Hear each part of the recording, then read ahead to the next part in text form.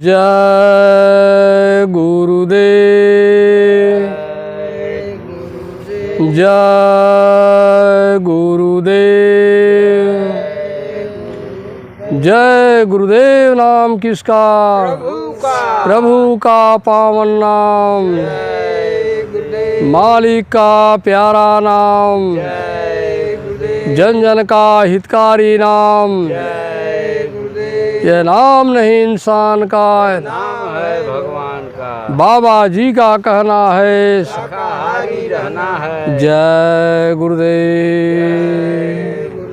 अखंड मंडलाकारं व्यापतं येन चराचरं तत्पदं दर्शितं येन तस्मै श्री गुरुवे नमः।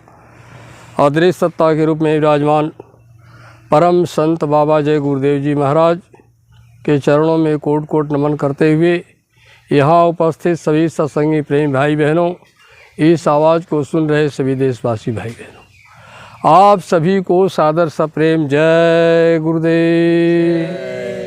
प्रेमी भाई बहनों, आज 23 जनवरी है। ये 23 जनवरी हमारे देश के महान नेता सुभाष चंद्र बोस जी का आज के दिन ही इनका जन्मदिन मनाया जाता है।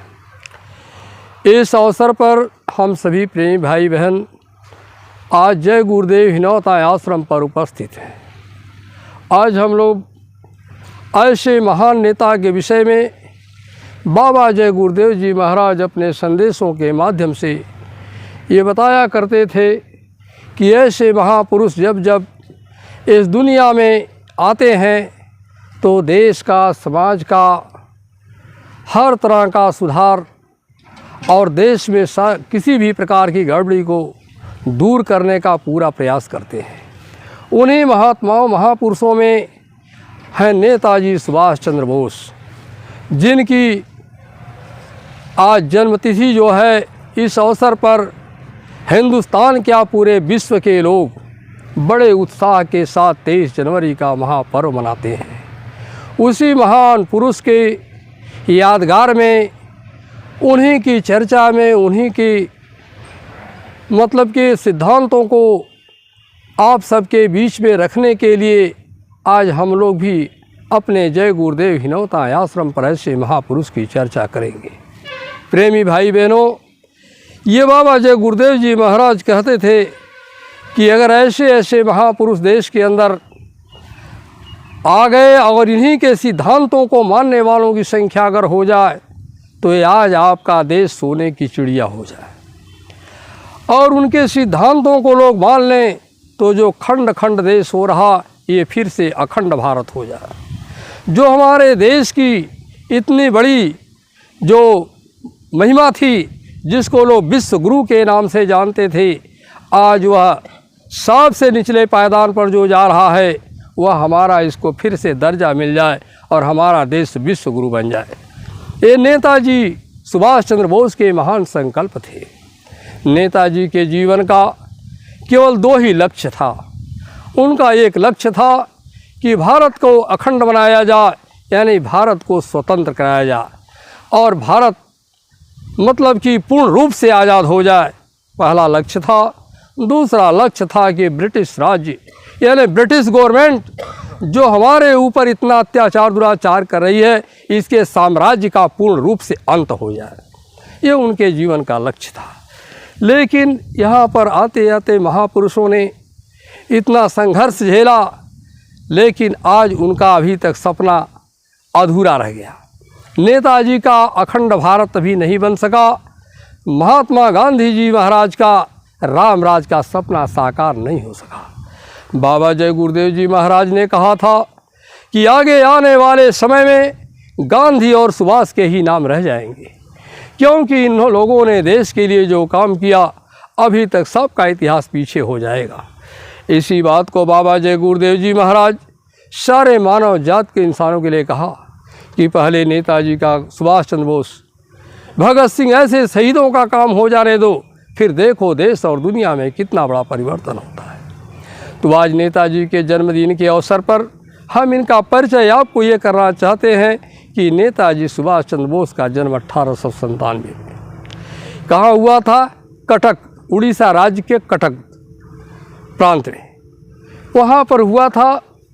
और ये जो कटक ज़िले में हुआ था, इनके पिता का नाम था जानकी बोस, इनकी माता का नाम था प्रभावती देवी। और कितना उनका पुण्य प्रताप था कि कितना बड़ा विचारशील, कितना बड़ा विवेकशील, कितना बड़ा देशभक्त, और उन्होंने ऐसे महान आत्मा का जन्म दिया। सत सत कोट नमन उनके माता पिता को भी हम लोगों को करना चाहिए। साथ साथ ये नेताजी सुभाष चंद्र बोस पूर्ण रूप से ये देश की आज़ादी और देशभक्ति, राष्ट्रभक्ति, यानी गुरु भक्ति, मातृभक्ति, इनके बचपन से ही कूट कूट कर भरा हुआ था। ये भी गुरु के चरणों में जाते थे।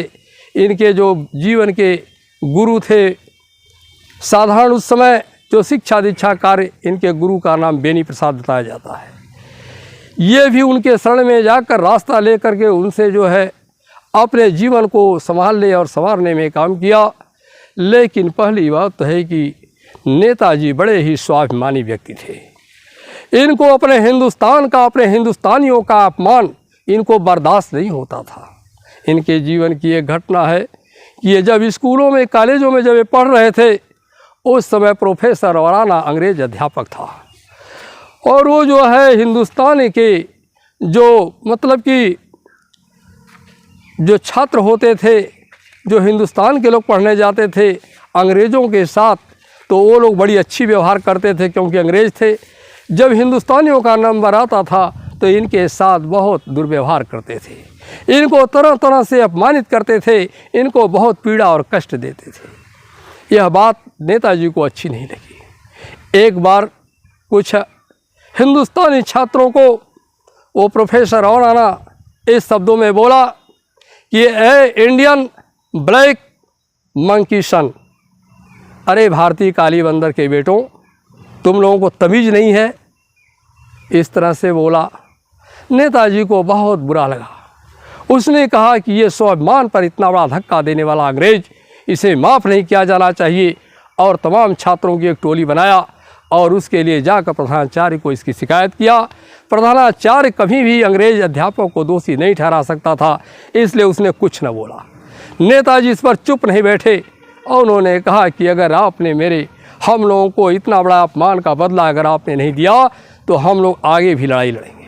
उन्होंने पूरा कलकत्ता शहर में इस बात का हड़ताल शुरू कर दिया और सारे कॉलेजों को बंद कर दिया। तब प्रधानाचार्य को लाचार होकर उनके पास आना पड़ा और कहने लगे कि मुझसे बहुत गलती हुई और प्रोफेसर औराना को जो है उसके लिए माफ़ी मांगनी पड़ी और उसको तमाम सज़ा भी दिया गया। तो कहने का मतलब यह है कि ये बड़े स्वाभिमानी व्यक्ति थे। अपने स्वाभिमान को, अपने को और अपने हिंदुस्तानियों का अपमान कभी ये बर्दाश्त नहीं करते थे। और सबसे लिए अंग्रेज़ों के बीच में, यानी जैसे दांतों के बीच में जीभ रहती है, उस तरह रहने वाले ये महान नेता जो है, मतलब कि अपने जो है दम पर ये सब को जो है बड़े बड़े अंग्रेज़ों को लोहे के चने चबा दिए। फिर दूसरी बात यह है कि इनके अंदर सेवा की भावना बहुत ज़्यादा प्रबल थी।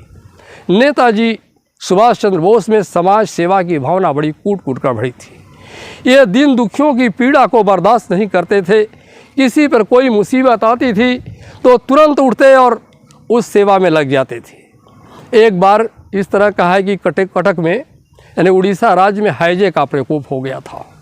बहुत तेज वहाँ हैजा फैल गया, लोग बीमारियों से मरने लगे थे। उस समय नेताजी ने बहुत बड़ा काम ये किया कि उन्होंने नवयुवकों को जुटाया और नवयुवकों को जुटाकर एक सेवा दल बनाया और सेवा दल के लोगों को लेकर के लोगों की सेवा और मदद के लिए कूद पड़े। और हैजे जैसे प्रचंड बीमारी में उन्होंने कूद करके लोगों के प्राणों की रक्षा किया। यह किसी साधारण इंसान का काम नहीं था। उन्होंने बहुत बड़ा कार्य करके दिखाया। और उसके बाद नेताजी जहाँ भी जाते सबको, नेताजी में एक और क्वालिटी थी कि ये बुराइयों भी अच्छाई ढूंढ कर निकालते थे। हम जैसे हिंदुस्तानियों को इनसे प्रेरणा लेनी चाहिए कि कहीं भी बुराई हो उसमें भी अच्छाई होती है। नेताजी की ये तीसरी क्वालिटी ये थी कि ये कहीं भी जाते उसमें ढूंढ ढूंढ करके अच्छाई निकालते, बुराइयों को छोड़ते जाते। बहुत बहुत संतों के, महात्माओं के शरणों में गए, बड़े बड़े बुद्धिजीवियों के पास गए, उनसे जो अच्छी सीख मिलती उसको ले लेते थे, जो उनके समझ से बाहर थी उसको छोड़ देते थे। एक बार की इस तरह की घटना है कि नेताजी सुभाष चंद्र बोस के पिताजी ने देखा कि हमारा बच्चा समाज सेवा में लग जाएगा और ये पढ़ नहीं पाएगा और हर तरह सामाजिक लोगों के साथ रहता है और तमाम समाज सेवियों का ही साथ देता है, तो ऐसा करें कि इसको विदेश भेज दें। अब इसको पढ़ने के लिए विदेश भेज देते हैं।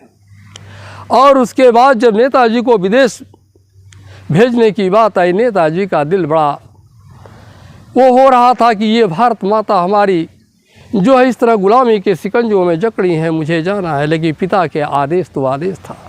उन्होंने कहा, बेटा तुमको लंदन जाना है पढ़ने के लिए और मेरा लक्ष्य है कि तुम ऊंची शिक्षा ग्रहण करो।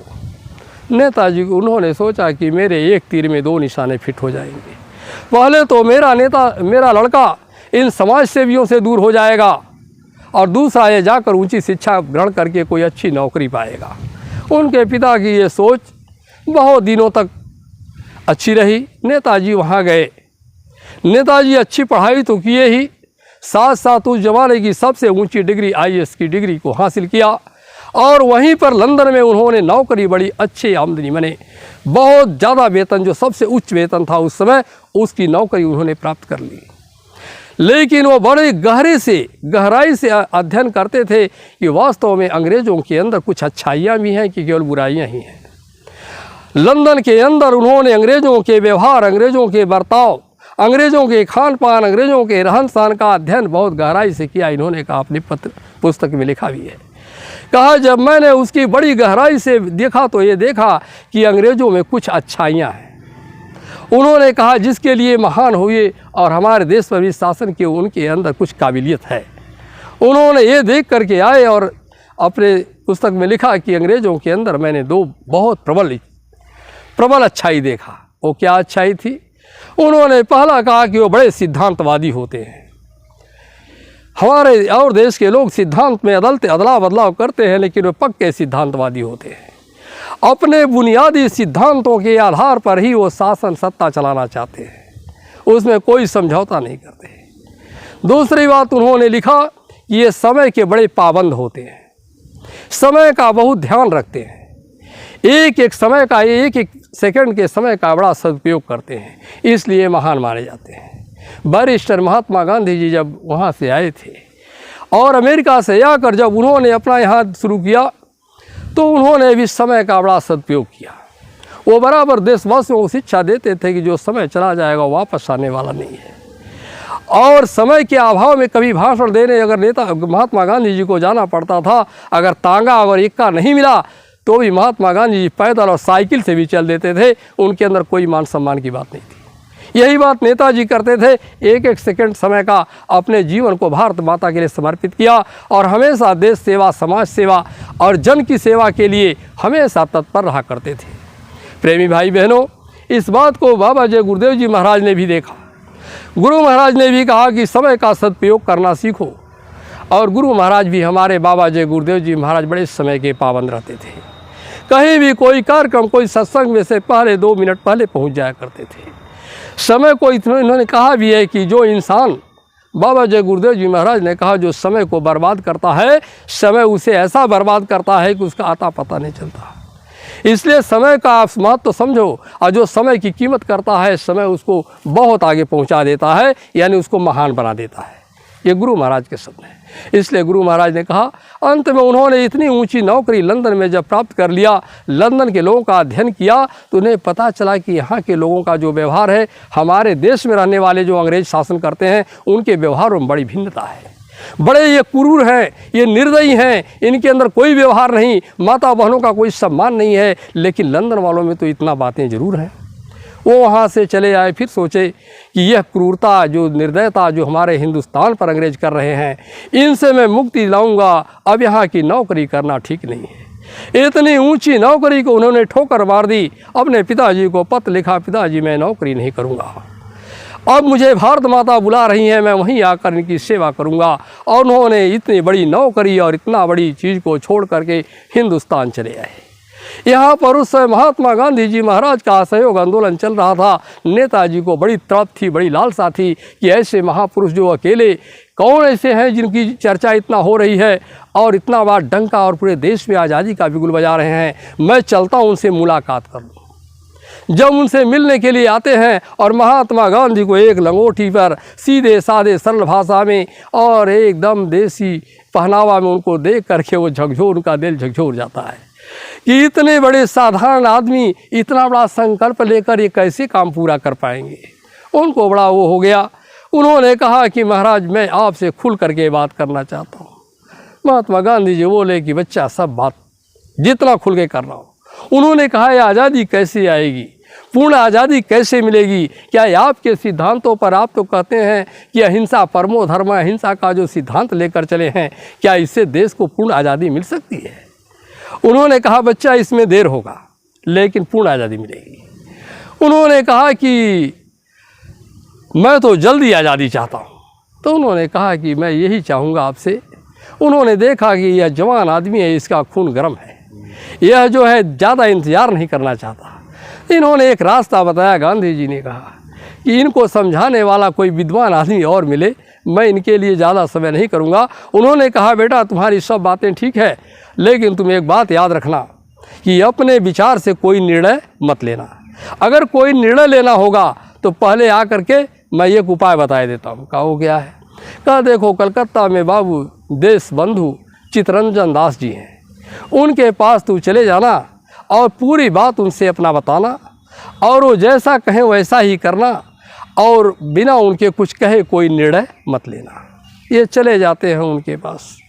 वहाँ जा कर के जब उनसे सारी बात होती है तो चित्तरंजन दास जी जो महाराज थे वो देश, उनको बाद में देश बंधु की उपाधि भी मिल गई थी।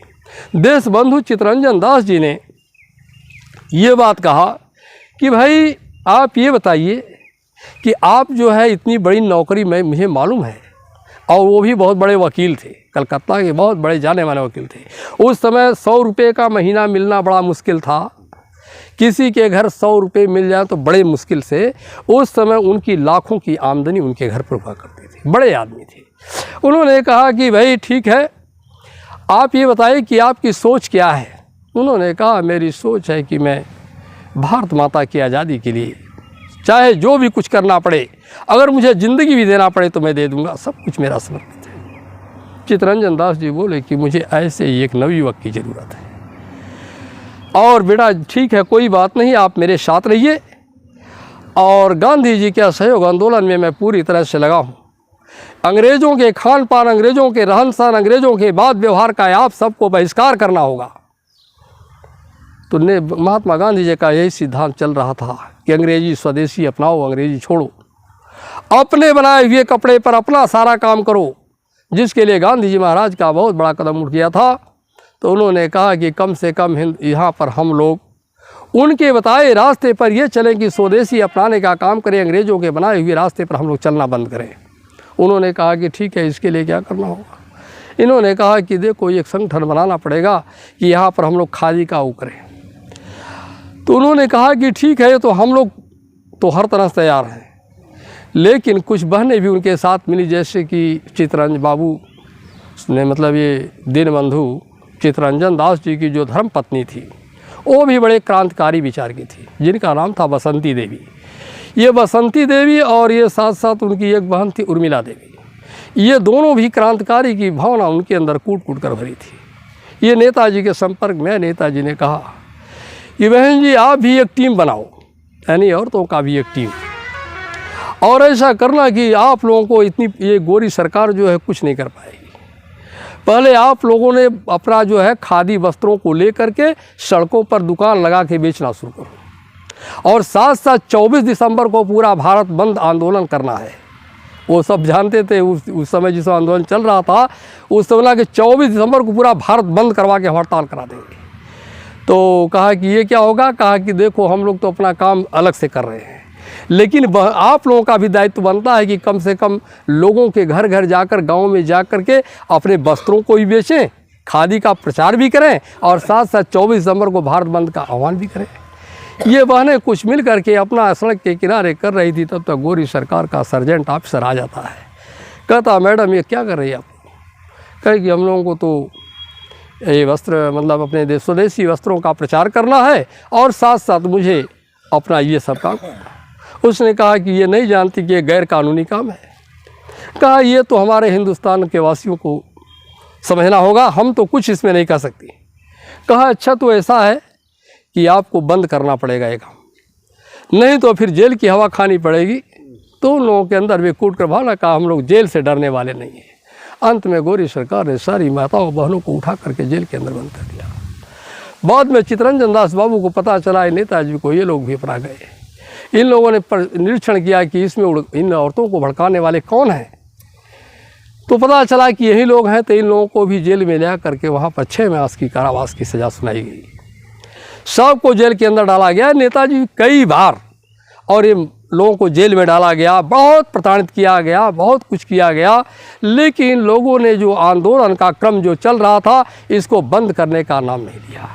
गुरु महाराज ने कहा कि जब उस समय देवियां हिंदुस्तान की खड़ी हो गई तब तो अंग्रेज़ों को भागने के लिए कोई अवसर नहीं मिलता, कहाँ जाए। इस तरह आज भी परिवर्तन करने के लिए इन देवियों को बाबा जय गुरुदेव जी महाराज कहते हैं कि अगर हिंदुस्तान की देवियां खड़ी हो जाए परिवर्तन हम देर नहीं लगेगी। तो प्रेम भाई बहनों, ये आज नेताजी सुभाष चंद्र बोस का संक्षिप्त परिचय है। नेताजी ने बहुत बड़ा देश के लिए काम किया और इन्हीं के सपनों को साकार करने के लिए बाबा जय गुरुदेव जी महाराज कहते हैं कि नेताजी का अखंड भारत हो जाए और देश में राम राज्य की स्थापना हो जाए। दोनों महापुरुषों के संकल्प को पूरा करने के लिए बाबा जी कहते हैं। तो आज 23 जनवरी है, इसलिए 23 जनवरी के अवसर पर बाबा जी जय गुरुदेव जी महाराज के बताए हुए सिद्धांतों को मैंने आपके नेताजी के जीवन में आपको उतारा है। इन्हीं के सिद्धांतों से हमको आपको प्रेरणा लेनी चाहिए और इनके बताए हुए रास्ते पर चलेंगे तब देश में सुकून शांति आएगा, समाज में सुकून शांति आएगा। नेताजी का अखंड भारत बनेगा। नेताजी यही चाहते हैं कि यहाँ आज़ाद हिंद सरकार की स्थापना हो गई होती, आज़ाद हिंद फौज की स्थापना हो गई होती, आज़ाद हिंद करेंसी अगर हमारे देश में होती तो यहाँ की सरकार भी ठीक रहती, हमारे देश की अर्थव्यवस्था भी ठीक रहती, हमारे देश के सैनिक भी ठीक रहते। अगर आज़ाद हिंद बैंक हो गया होता तो आज हमारे देश में किसी प्रकार की कमी नहीं होती। नेताजी यही चाहते थे आज़ाद हिंद सरकार हो, आज़ाद हिंद फौज की स्थापना हो, आज़ाद हिंद करेंसी हो और आज़ाद हिंद बैंक यहाँ पर हो। ये नेताजी का सपना साकार हो जाए तो हमारे देश में बहुत बड़ा अमन चैन आ जाए। इन्हीं शब्दों के साथ आप सभी को सादर सप्रेम जय गुरुदेव।